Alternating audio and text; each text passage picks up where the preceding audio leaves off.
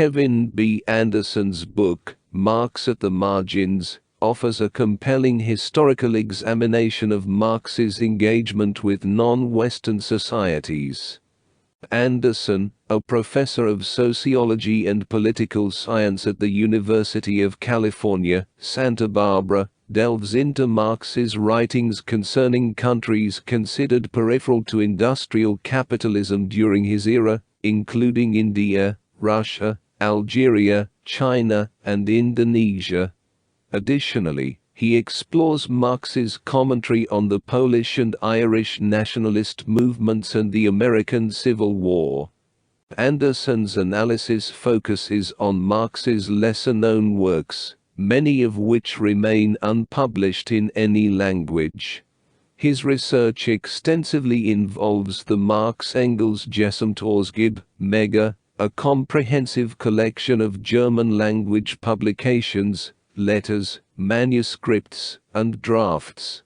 Central to Anderson's argument is the evolution of Marx's views on capitalist development, colonialism, and nationalism throughout his life.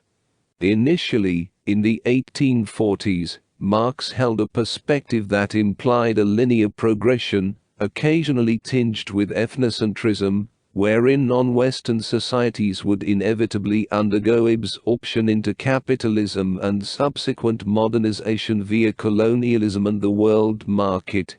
However, by his later years, Marx had adopted a more multilinear perspective.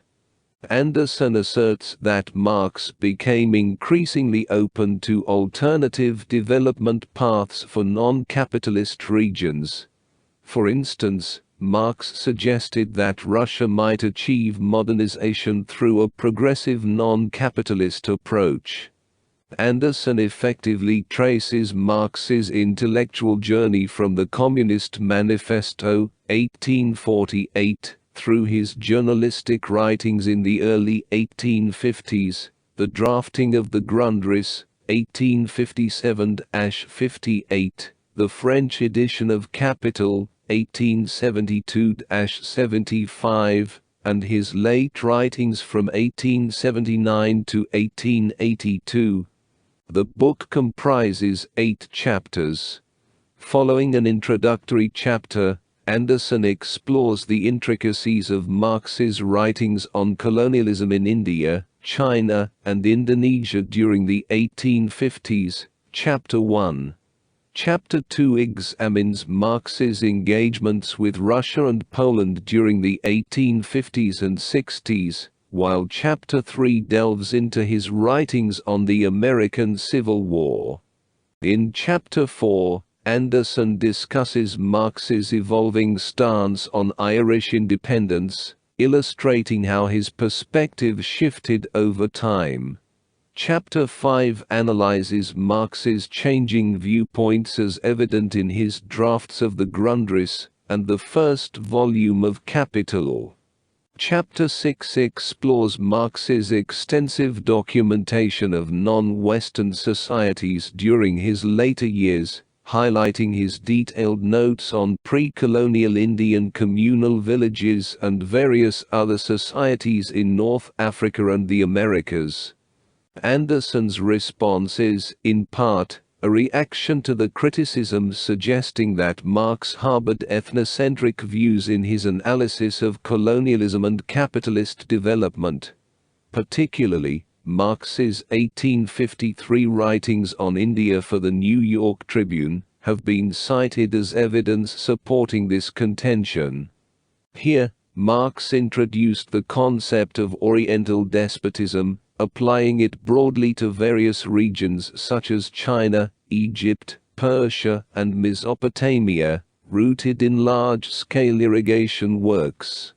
He depicted village dwellers as passive in this structure, characterizing the Indian village as stagnant and unchanging for centuries, with the British disrupting this system and ceasing old public works programs.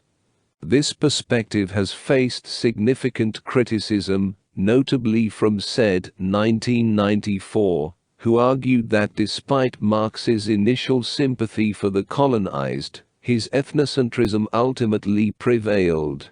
Said suggested that Marx viewed British colonization as beneficial, despite its motivations, by undermining despotic rule and supposedly ending the backwardness of village life. However, Anderson highlights that Marx also believed the transformation of Indians into waged workers would undermine colonial rule and the old despotic system. Anderson argues that Marx's mistake lay in his belief in the progressive nature of capitalism, rather than in maintaining a racist attitude toward the colonized. In Chapter 1, Anderson similarly discusses Marx's writings on China, emphasizing Marx's anti-imperialist stance, which is evident in his commentary on the 1857 Sepoy uprising in India.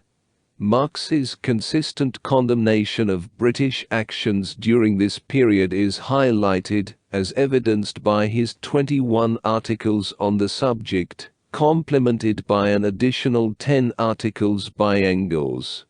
Anderson's argument gains strength from his contextualization of Marx's commentary within its historical backdrop. For example, Marx's denunciations of the British crackdown in India, 1857-59, occurred amid a surge of establishment-driven jingoism and relative political conservatism. Moreover, Anderson's argument benefits from his retrieval of neglected or overlooked works from the mega. The book does have some weaknesses, potentially stemming from Anderson's eagerness to defend Marx against unfair accusations.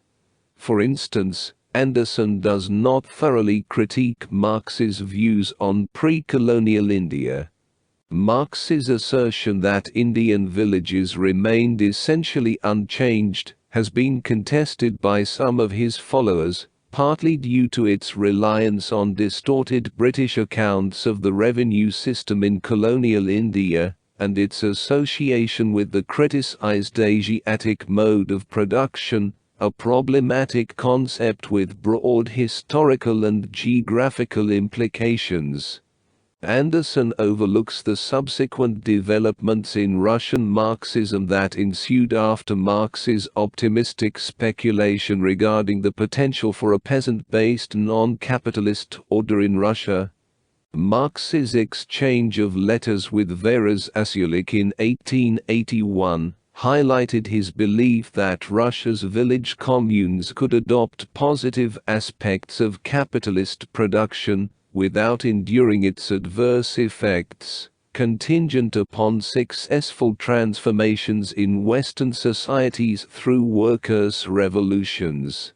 This perspective shares similarities with Trotsky's views over 2 decades later, who placed his hopes in the working-class communities emerging in Russia's urban centers following Marx's passing.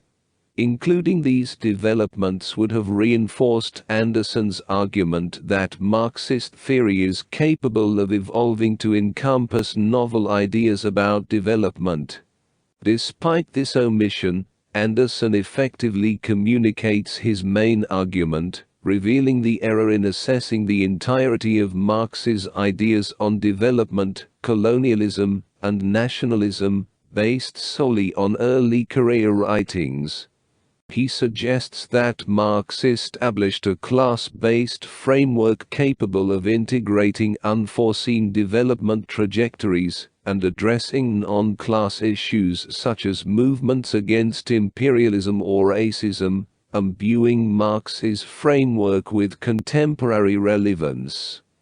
Anderson contends that while capitalist social relations have permeated most, drawing parallels between such events and Marx's support for Irish workers in industrial England, underscores the ongoing relevance of Marx's ideas. While additional elaboration could have enhanced Anderson's argument, his book remains cogently argued and deserving of attention.